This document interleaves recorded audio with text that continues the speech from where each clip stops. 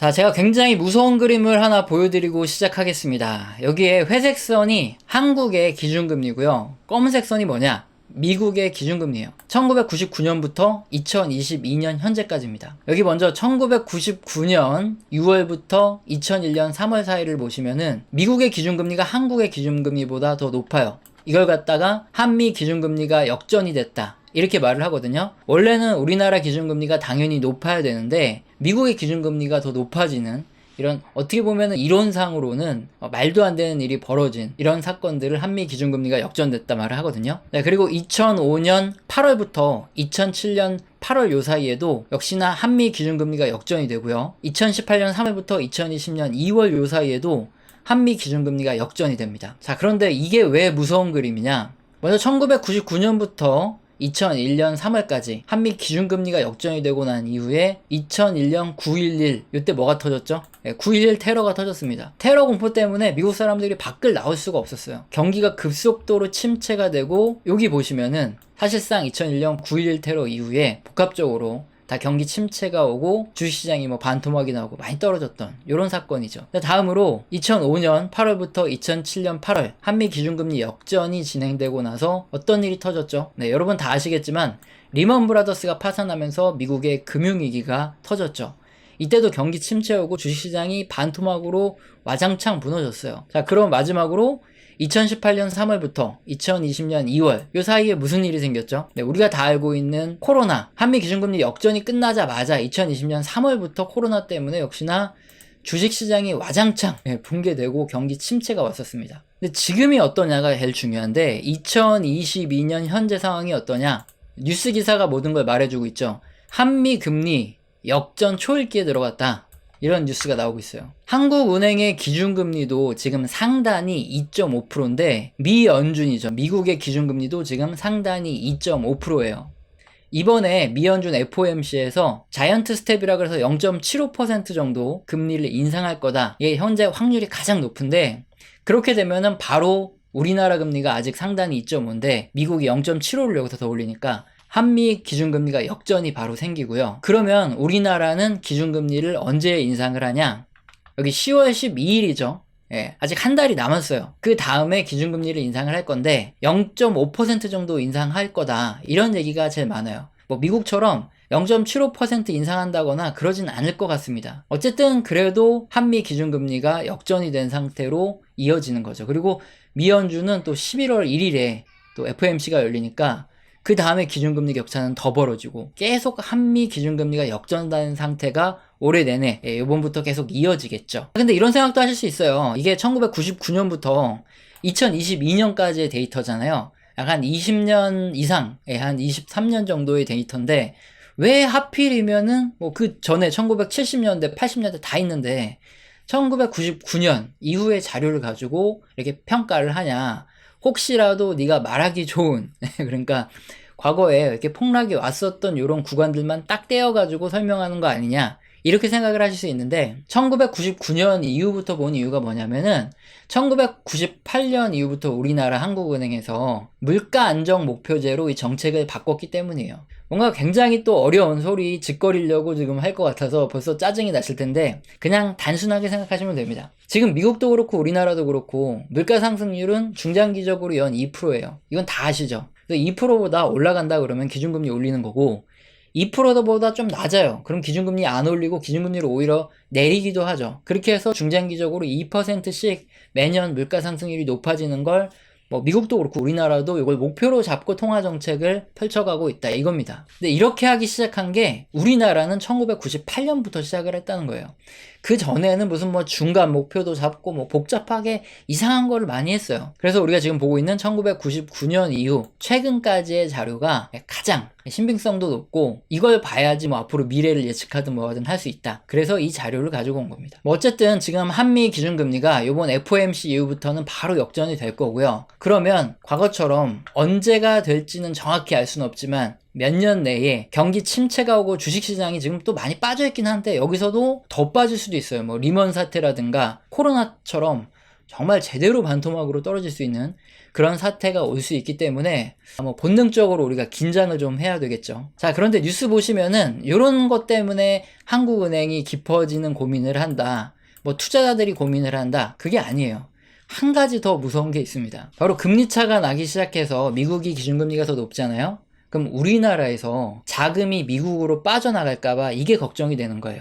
또 쉽게 한번 설명을 드려볼게요. 한국과 미국은 신용 등급이 차이가 나겠죠. 당연히 미국의 신용 등급이 더 높을 겁니다. 글로벌 투자자들의 입장에서 봤을 때 미국이란 나라는 세계 최대 강대국이고 신용도가 굉장히 높다는 거죠. 돈을 빌려주고 나서도 떼일 확률이 우리나라보다 월등히 낮아요. 근데 우리나라는 어떻죠? 글로벌 투자자 입장에서 북한에서 로켓 쏘고 이러면은 잘못하면 못 받을 수도 있어요.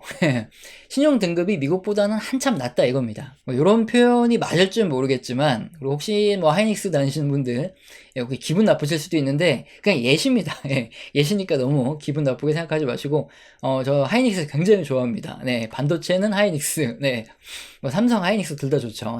어쨌든 그냥 글로벌 투자자들의 입장에서 봤을 때 미국을 삼성전자로 놓고 보면 우리나라는 하이닉스 정도로 생각할 수도 있다는 거예요. 삼성전자에서 이렇게 얘기를 하는 거죠. 우리한테 5년 동안 우리한테 돈 빌려주면은 연이자 4% 쳐서 내가 돈 열심히 갚을 테니까 돈 좀 빌려달라 얘기를 했는데, 갑자기 하이닉스에서 우리도 5년 동안 돈을 빌려주면 내가 연이자 3% 정도 주겠다 이렇게 얘기를 해요. 그럼 여러분은 어디다가 돈을 빌려주시겠습니까? 생각할 필요도 없죠. 당연히 삼성전자예요.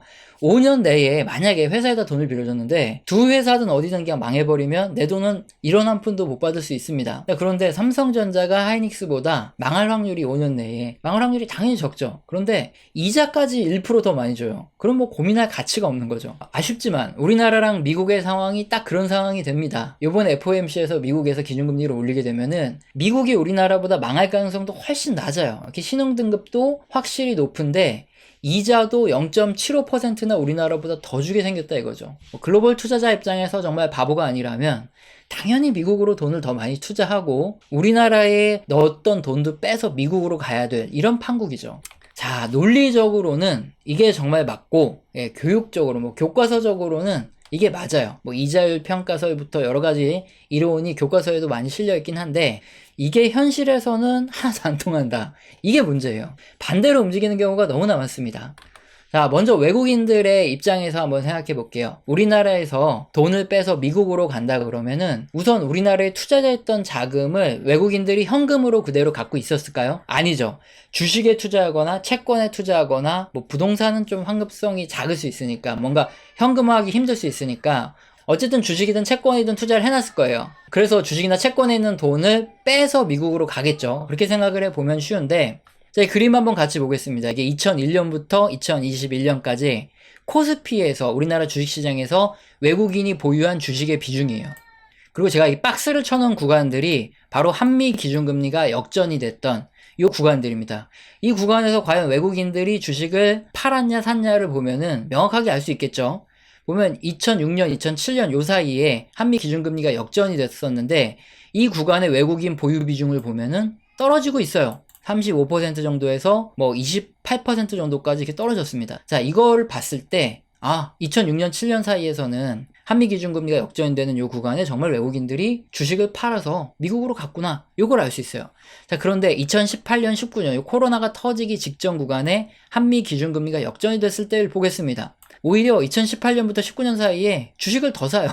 비중을 더 늘렸다가 또 다시 2019년에 또 팝니다. 그래서 거의 쌤쌤으로 이렇게 갖고 있어요. 일단 주식시장을 먼저 봤을 때는 한미 기준금리가 역전된다 그래서 반드시 외국인이 우리나라 주식, 우리나라 자금을 팔아가지고 외국으로 나가는 게 아니구나. 이걸 확실히 알 수 있죠. 자, 근데 주식시장에만 외국인들이 투자를 하지 않죠. 채권에도 넣어두었을 거란 말이죠. 그럼 채권 시장을 보면 한미 기준금리가 역전됐을 때 돈이 나갔나 빠졌나 이걸 보면 확실해지는데, 여기에 이제 검은색 선이 채권의 순투자 금액입니다. 보시면 역시나 박스 쳐준 구간 2005년 8월부터 2007년 8월까지 리먼 브라더스 사태가 터지기 직전에 보시면 요 검은색 선을 보시면 조금씩 올라가요. 외국인들이 자금을 빼서 해외로 나갔다, 미국으로 나갔다 그러면 채권에 있는 자금을 가장 먼저 뺄 거란 말이죠. 이걸 빼가지고 미국으로 가야 되는데 오히려 이 구간에 더 샀어요. 그리고 코로나 터지기 직전 2018년 3월부터 2020년 2월 금리 역전 구간 보시면은 역시나 외국인들은 채권을 더 많이 사요, 우리나라. 이걸 가지고 외국으로 빠져나갔다면 채권을 팔아야 되는데 오히려 더 샀다는 거죠. 일단 이것만 봤을 때도 주식 채권에서 외국인들이 나가지 않았구나 이걸 알 수 있는데, 여기 환율을 보면은 뭐 거의 확실해집니다. 역시 요 제가 박스를 쳐놓은 구간이 한미 기준금리가 역전됐던 구간이에요. 그리고 요 녹색이 뭐냐면 환율인데, 한 구간에서는 원달러 환율이 떨어지고 다른 구간에서는 원달러 환율이 올라갔죠. 이게 무슨 의미냐? 제가 쉽게 한번 설명을 들어가 보겠습니다. 만약에 기준금리가 역전돼서 정말 우리나라에 있는 돈이 미국으로 빠져나간다. 그러면은 우리나라에 투자돼 있던 요 자금을 환전이라는 걸 해야 돼요. 그래서 원화를 가지고 달러로 바꿔서 미국으로 갈 텐데, 환전이라는 말은 다른 말로 하면 우리나라 원화를 팔아서 달러를 사는 거예요. 이거 뭐 은행이 대신해 주는 거죠.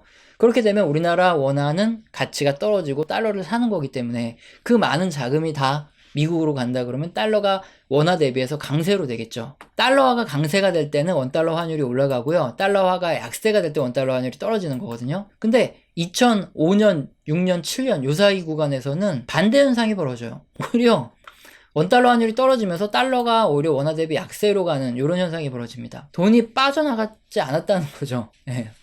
그리고 2018년, 19년에 보시면은 원달러 환율이 올라가면서 역시나 환전에서 밖으로 나갈 수도 있겠구나, 이렇게 생각을 해볼 수 있다는 거죠. 자, 신기한 게 뭐냐면 이 환율에서도 그렇고 채권에서도 그렇고 이 주식시장에서도 외국인들의 움직임이 완전 세 가지가 다 달라요. 일치하는 모습이 나타나야 되는데 다 다르다. 이 말은 한미기준금리가 역전이 된다 그래서 우리나라에 있던 돈을 외국인이 뭐 주식을 팔고 채권을 팔고 아니면 환전을 해서 미국으로 간다, 이 근거는 전혀 없다, 이 소리죠. 그래서 최근 많은 분들이 걱정하시는 것처럼 한미 기준금리가 역전된다 그래서 뭐 외국인들이 주식 팔고 뭐 채권 팔고 그래서 주식 폭락하고 아니면은 빨리 막 달러 사가지고 나가기 때문에 달러가 더 강세가 되는 거 아니냐, 이런 걱정은 큰 의미가 없다는 겁니다. 우리나라 주식시장에서 외국인들이 나가는 거는 한미 기준금리 역전 문제가 중요한 게 아니라 다른 요인들이 더 많이 작용하고, 마찬가지로 환율이라든가 아니면은 뭐 채권에서 자금이 빠져나가는 것도 한미 기준금리 역전과 상관없이 다른 요인들이 훨씬 더 많이 작용을 한다는 거예요. 그렇기 때문에 우리가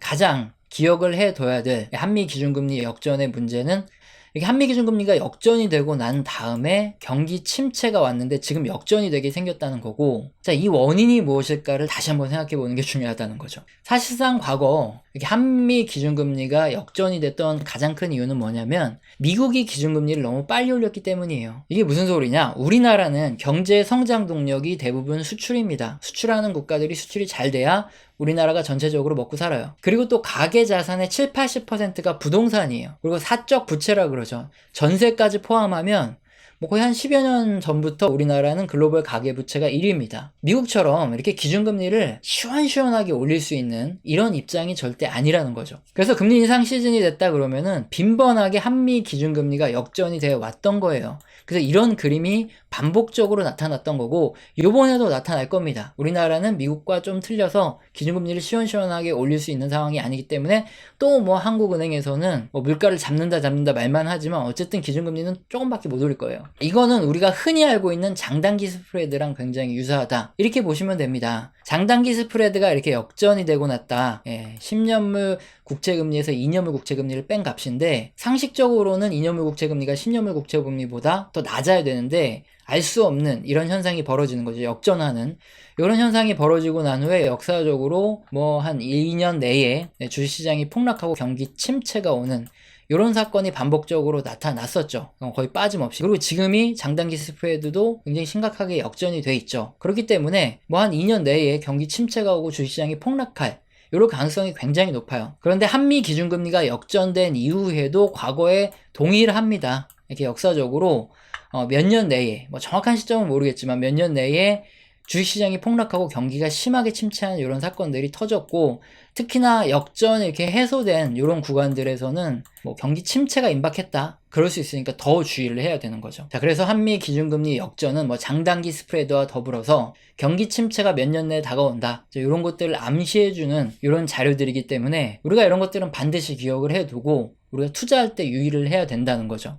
이렇게 경제지표를 객관적으로 설명해 드리는 게 굉장히 중요합니다. 그래서 도움을 받으실 수 있는 분들은 대응을 해서 도움을 받는 게 굉장히 중요하기 때문에 우리 채널에서는 굉장히 객관적으로 제가 물려 있더라도 상관없이 위기가 오면 위기가 올 거다. 물론 정확한 시점을 맞출 수 없지만 이렇게 정확하게 얘기는 해드리는 거예요. 그런데 굉장히 또 중요한 게 있죠. 여러분도 많이 그동안 제가 지금은 댓글을 닫아놨지만 댓글이 열려있을 때 많이 보셨겠지만 이런 설명을 제가 드리고 나면은 이런 댓글이 제일 많아요. 자, 그래서 정확하게 언제 경기 침체가 온다는 건지 아주 정확하게 말 좀 해달라.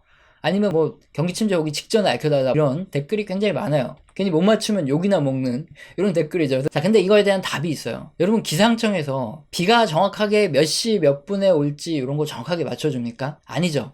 합리적으로 기상청에서는 기상을 관측을 해요. 그렇게 해서 강수 확률이 몇 % 정도 된다. 요 정도까지만 알려줍니다. 똑같아요. 우리도 합리적으로 이 경제 변화, 경제 지표의 변화들을 확인을 해서 전체적으로 경제 흐름이 어떻게 변하는지 요거를 판단을 합니다. 그래서 경기 침체가 올 수 있고 조심해라. 이렇게 말씀을 드릴 수 있는 거지 언제 정확하게 온다. 요거까지 정확하게 맞출 수는 없죠. 그래서 미리 우산을 챙기는 건 각자 스스로 알아서 판단해야 된다 이거예요. 기상청에서 비가 온다 그랬는데 비가 안 오는 경우도 많죠. 변수가 많으니까. 그리고 태풍이 온다 그랬는데 태풍이 안 오고 그냥 넘어가는 경우 비일비재합니다. 이때 우산을 챙겨가면 걱정이 없어요. 그리고 비가 막 쏟아지면 우산을 받치면 됩니다. 이게 걱정이 없는 거지. 우산을 내가 챙겨갔는데 비가 안 왔다. 또는 태풍이 안 왔다고 기상청을 탓할 필요가 없다는 거죠. 자, 이 정도만 말씀드리면 다들 무슨 말씀인지 이해를 하셨을 거고요. 우리 채널에서는 영상을 보시고 도움이 되셔서 후원을 주시는 감사하신 분들이 계십니다. 제가 너무나 감사하기 때문에 그냥 감사합니다라고 말로만 때우지 않죠. 한 달 교육을 제가 매주 진행하고 있기 때문에 영상 하단에 설명란 읽어보시고 해당되시는 경우에는 꼭 메일 주시길 바랍니다. 자, 오늘 영상도 마음에 드셨다면 구독과 좋아요는 꼭 눌러주시고 지속적인 시청 부탁드리겠습니다. 감사합니다.